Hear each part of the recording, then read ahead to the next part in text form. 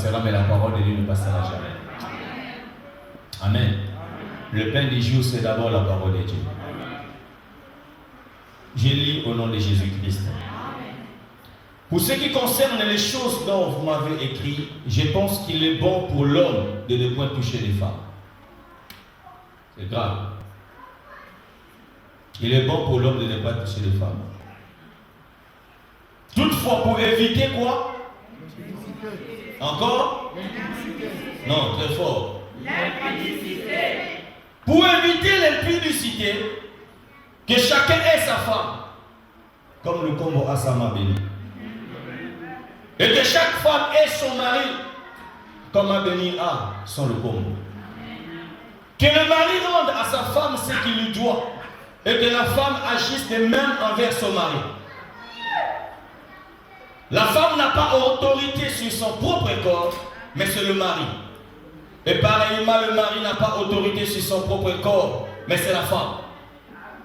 Ne vous privez point l'un de l'autre, si ce n'est d'un commun accord pour un temps, afin de vaguer à la prière. Puis retournez ensemble de peur que Satan ne vous tente par votre incontinence. Je dis cela par condescendance. Je n'en fais pas un ordre. Je voudrais que tous les hommes fussent comme moi, mais chacun tient de Dieu un don particulier, l'un d'une manière et l'autre d'une autre. À ceux qui ne sont pas mariés et aux veuves, je dis qu'il leur est bon de rester comme moi.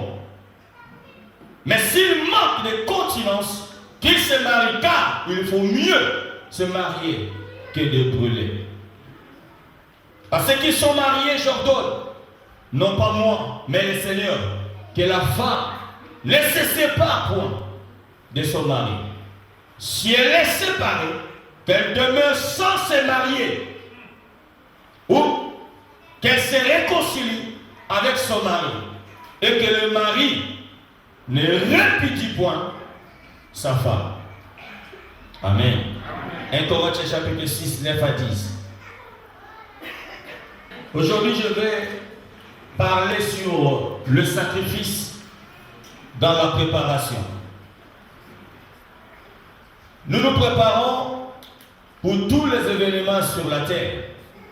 Alléluia.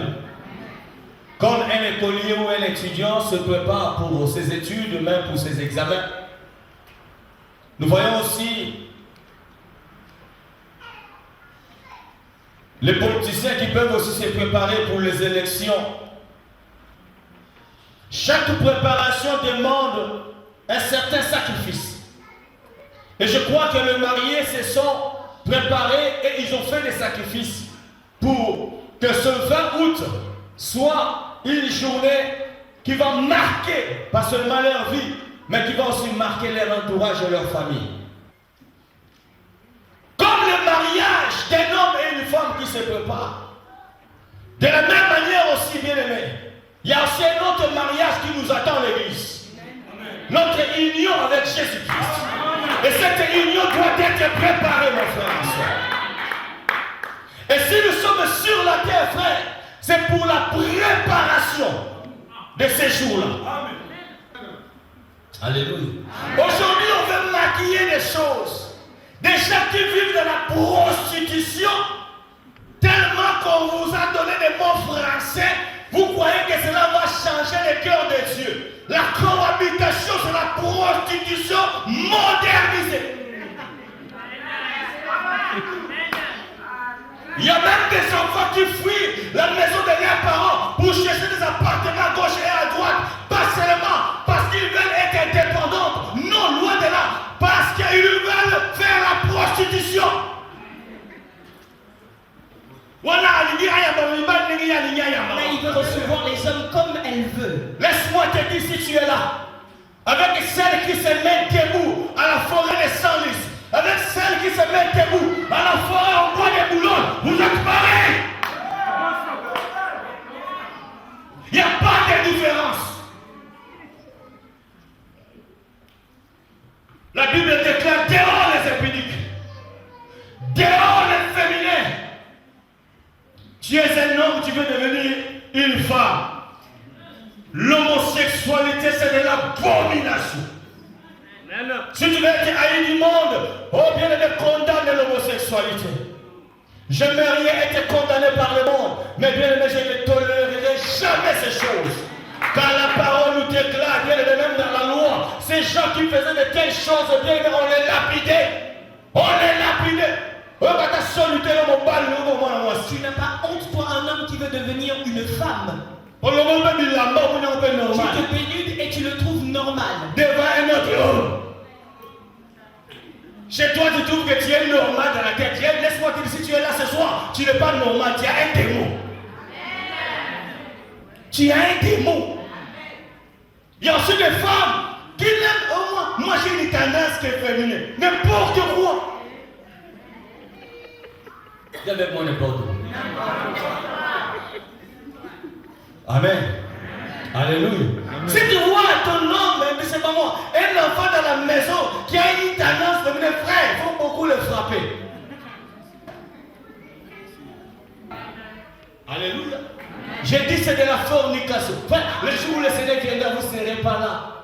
Vous n'enterrez pas. Alors si tu es là, tu es dans la fornication, répands-toi, prends la décision. J'ai béni le Seigneur parce que dans cette église, beaucoup de personnes sont en train de régulariser leur situation.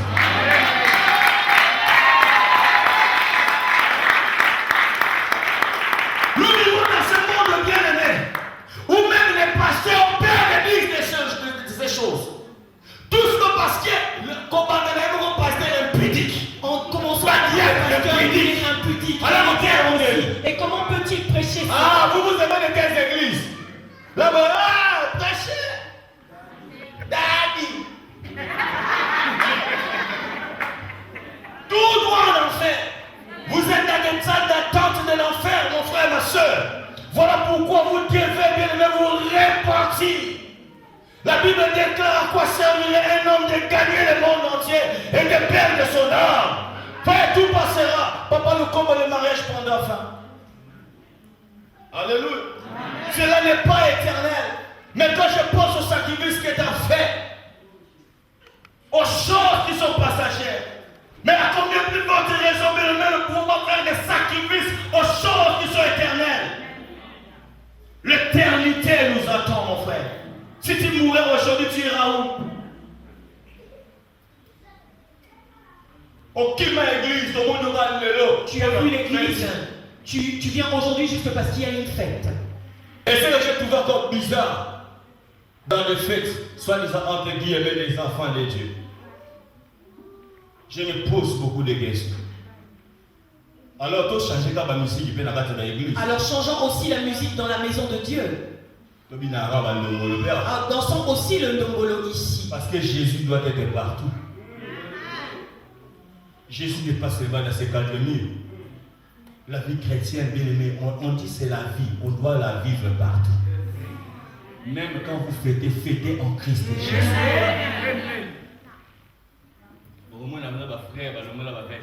Tu vas voir qu'il y a des frères qui enlèvent même la veste. Et là, la tête bouge. Amen. Amen. Mettons seulement Kofi Olomide, mon Dieu. Pasteur, il faut que tu fuis cet endroit. Tu vas pleurer.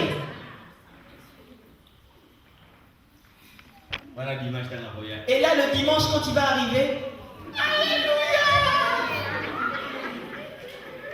On est au ciel. Le chapeau de Christ va revenir quand on sera dans la prière. Amen. Tu penses que Jésus va venir quand tu seras en retraite? Jésus reviendra, peut-être que tu seras dans la fête. Alors s'il revient, il te trouve en train de ndomboliser. Est-ce que va-t-il y aller vraiment? Pose-toi un peu la question, frère. Bien aimé, la beauté passe. La vigueur d'un homme passe aussi. Mais la parole de Dieu ne passera jamais. Tout prendra fin, mon frère, ma soeur. Tu es venu là ce soir. C'est tout simplement parce que Dieu voulait te parler. Il est encore temps de te repentir. L'homosexualité, c'est un péché. La polygamie, c'est un péché. Par le pauvre. Tu as choisi une seule femme. Comprends? Dieu te demande à être fidèle. Aujourd'hui, les hommes fidèles sont...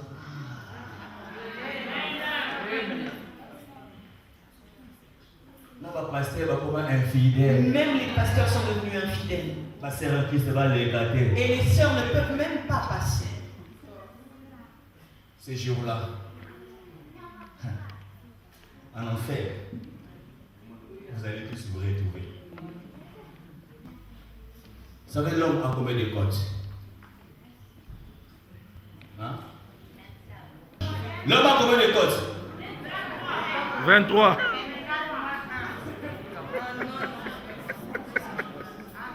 Amen. L'homme. Alléluia. Vous voyez la femme a combien de côtes? La femme a 24 côtes. En réalité, les deux, ils avaient 23. Pardon, 24. Amen. Dieu enleva une côte chez l'homme et il rajouta à la femme.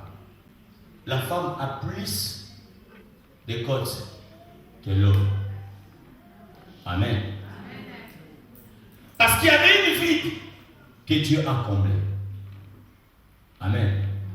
Donc pour dire qu'en venant sur la terre, mon frère, vous avez trouvé la réponse. Sache que ta côte est quelque part, mon frère. Et toi, ma soeur, sache que tu sors de quelqu'un. Et le jour viendra où le Seigneur va vous faire rencontrer. Alléluia. Alors je demande aux mariés, pour moi ce soir, seulement un seul conseil. Vous savez, vous êtes déjà mariés parce que vous vivez déjà ensemble. Ce que nous fêtons aujourd'hui, c'est la régularisation de votre union. Vous êtes courageux, que Dieu vous bénisse.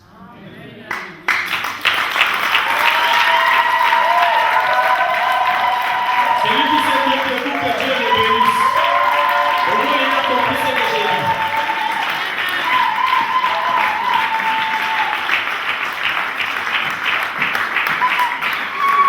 Amen.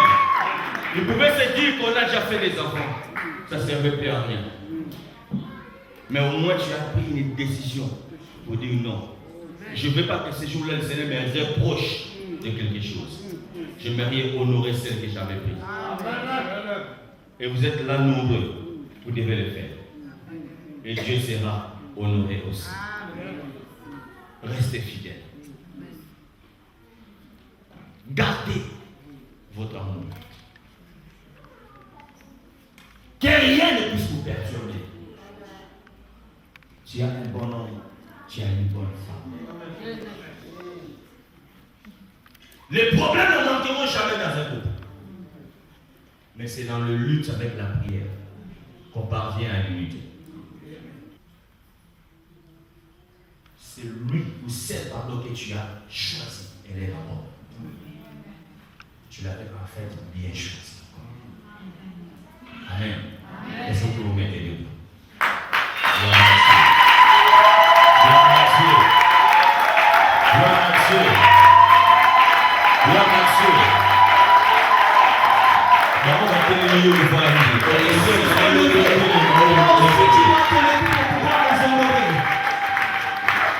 Amen.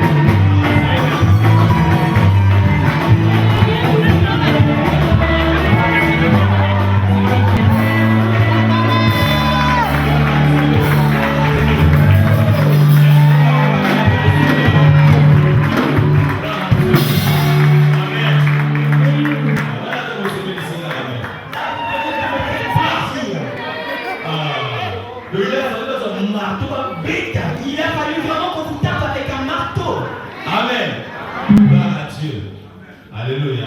Imaginez maintenant au ciel, ça sera plus que ça. Ça sera grave. Il ne faut jamais manquer ces rendez-vous. Amen. Ok, nous sommes arrivés au temps de la bénédiction. Et je demande aux mariés de s'approcher. Au moment où ils avancent, nous acclamons le Seigneur. Papa le connu. Papa, prends ta femme par la main. Restez là. Voilà. Il était venu sur Mamado. Au moins tu comprends les choses. J'espère qu'ils ont fait super, Yassou. Amen. Gloire à Dieu. Est-ce que tu es dans la joie au moins? Non, est-ce que tu es vraiment dans la joie? Amen. En plus, je ne fais pas trop chaud, ça va? C'est une journée bénie. Et en plus, la femme s'appelle bénie. Amen. Quelle coïncidence. Quelle grâce. Amen. Et je crois que l'Église n'a pas l'autorisation ou, dirais-je, le Seigneur ne nous a pas donné le droit de faire marier les gens. Selon la Bible. Amen. L'Église n'a que le droit de bénir des personnes qui sont déjà mariées. Amen. Alors, je ne peux pas passer par la bénédiction sans que je puisse poser la question aux deux familles pour savoir si réellement le frère n'est pas rentré par la fenêtre. Amen. Quand la Bible déclare que le mariage soit honoré,